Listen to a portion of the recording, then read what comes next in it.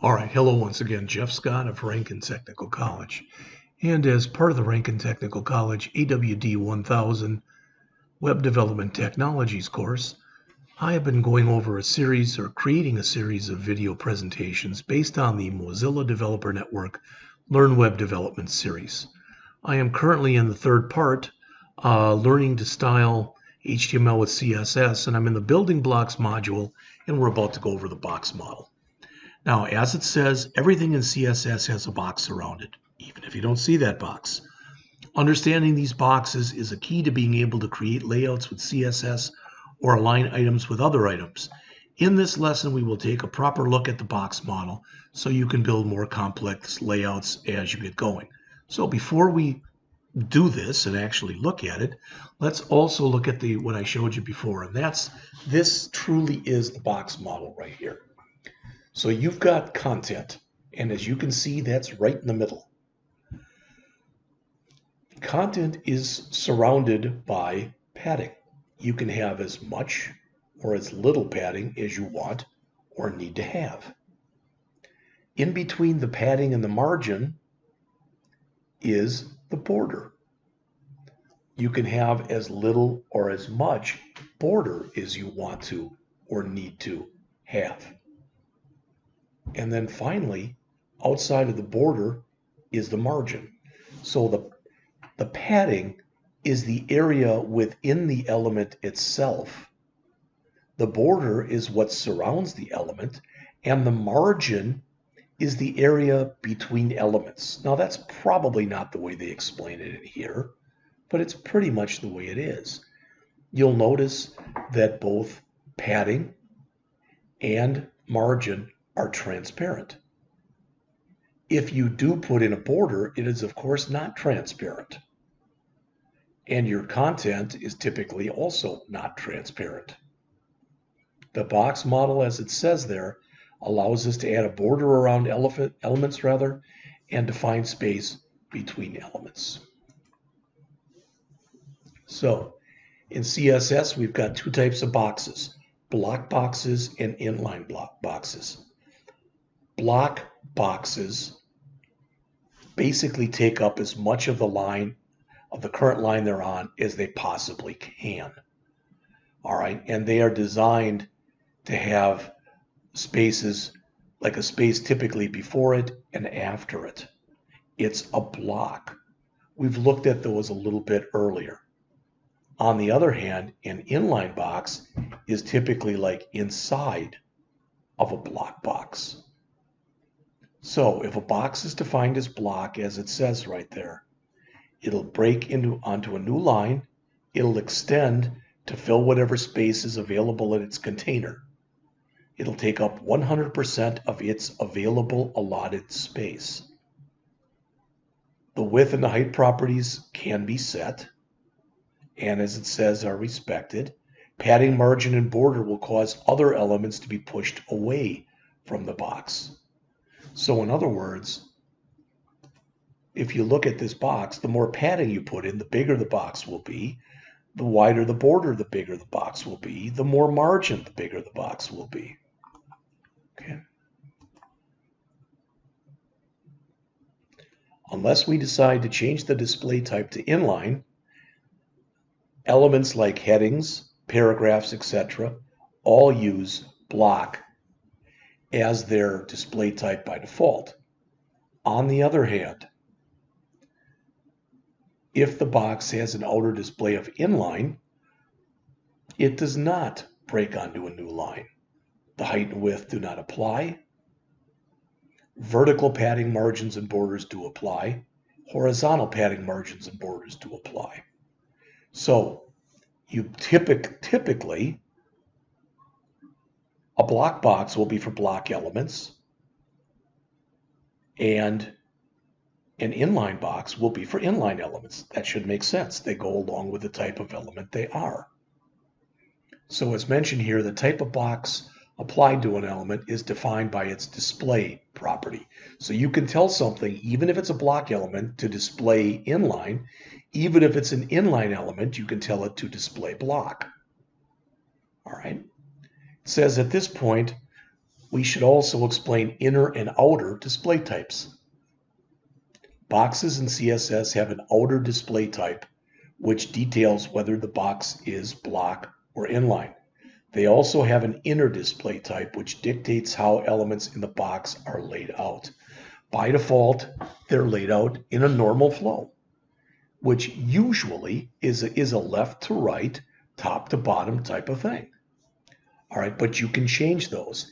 In a later lecture, we're going to talk about Flexbox. And when you set the display type to flex, you can do all sorts of, for lack of better words, magical things with the way that you display. As it says, if we set display flex on an element, the outer display type is block, but the inner is changed to flex. What does that mean? That means that, as it says, the direct children will become flex items, and you've got a lot more latitude in the way that they're laid out. There is a good block and inline layout tutorial that you can look at on there if you want even more.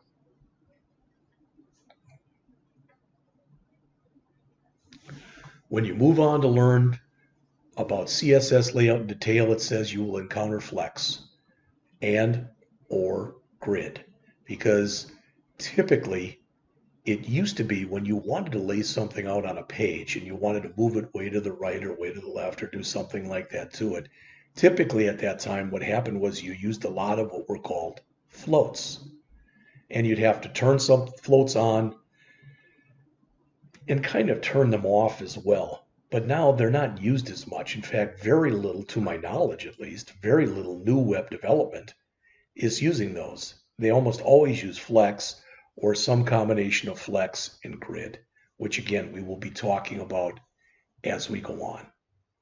As it says, block and inline layout is the default way things behave on the web. Sometimes they're also referred to as normal flow. All right. Examples of different display type. It says below they're going to give you 3 HTML elements. And each one of these elements, as it says, will have an outer display type of block. The first is a paragraph, so it renders it as a block box. In other words, the paragraph begins on a new line and it takes up the entire width available to it or allotted to it. So that one that they're talking about here is this one. The second one is a list. The list is laid out using flex display. Now, I'm going to tell you something because I'm going to go back to this later when we talk about Flexbox in detail. I am going to strongly recommend that, to me, if you understand Flexbox and you understand grid, you're well on your way to becoming a web developer. This is my opinion for whatever this is or is not worth. And there is a guy, his name is Wes Bose, B-O-S, and he has a couple free tutorials. One on grid. Notice there's 25. All right, he's also got a grid in 45 minutes. And he also,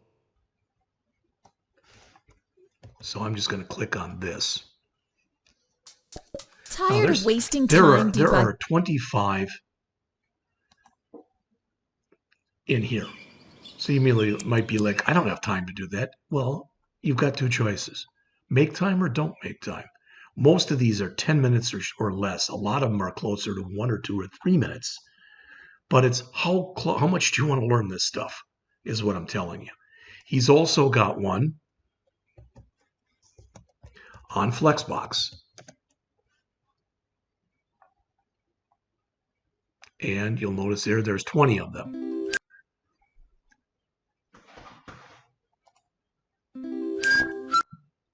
Same kind of thing.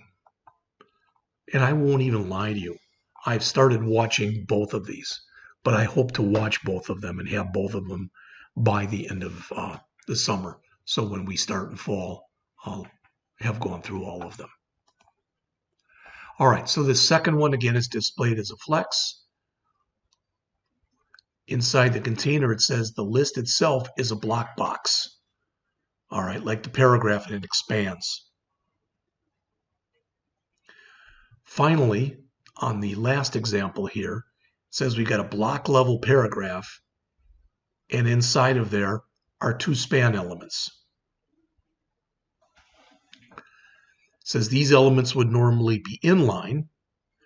However, one of the elements has a class of block. So normally, since this is a span, that would have been included in here.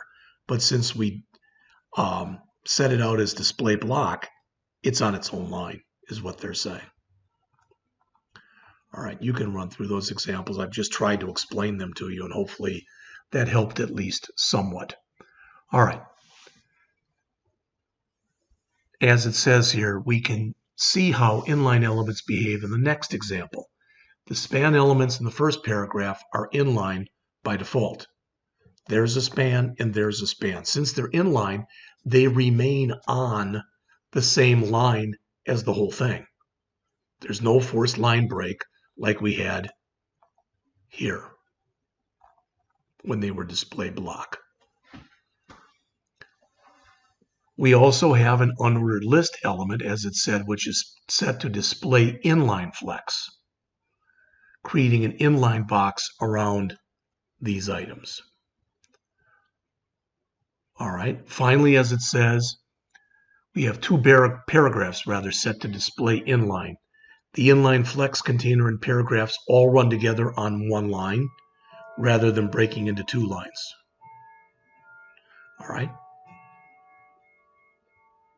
Now, you might say, well, you're not really going over this in much depth and breadth of coverage. And I'd say, you know what? You are correct. Because later when we talk about Flexbox and the like, we're going to have a lot more examples. And I think that'll be the time to really go through this in more depth and breadth of coverage. All right. So it says the full CSS box model applies to block boxes. Inline boxes only use some of the behavior defined. The model defines how different parts of a box, those things that I gave you before, those four key things, content, which is surrounded by padding, which is surrounded by the border, which is surrounded by the margin, work together to create a box that you see on the page. All right, so here's the makeup, and it's the same order in which I showed it to you. In fact, that's not that different of a picture from the one that I showed you. So again, content is where your stuff is displayed. It can be anything. It can be text, it can be an image, etc. Padding sits around the content as white space. You've got control over it. You can set padding, no padding, all padding, padding top, and or padding bottom, and or padding right, and or padding left. Margin works the same way as we get down there. And the border, as it says, wraps the content and any padding together. And the margin is the area between different elements. Okay? Hopefully that is at least making a little bit of sense. Again, this isn't the type of stuff that I'm going to say, oh yeah, you've got to memorize all this, because that isn't the case. In the standard box model, if you give a box a width and a height, this defines the width and the height of the content box. Any padding and border actually ends up making it bigger. So in other words, if you look here, this box has this width, 350 pixels. So that's this. In fact, let's make this smaller so we can see all of it. So it has this width, 350 pixels. It has this height, 150 pixels. It has a margin, and that margin is going to be this 10 pixels all the way around here. It's got padding inside of here of 25 pixels. And it's got, and I was wrong, let me say this again. This is the height, this is the width. All right, then this right here, this 10 pixels right there, that is the padding right there. Then surrounding that in the black is the border. Then surrounding that is the margin. Okay, and it says, So when you look at this, as far as what it is taking up, okay, it says the space taken up will actually be 410 pixels. The 350 pixels width plus 25 pixels of padding plus 25 pixels of padding plus 5 pixels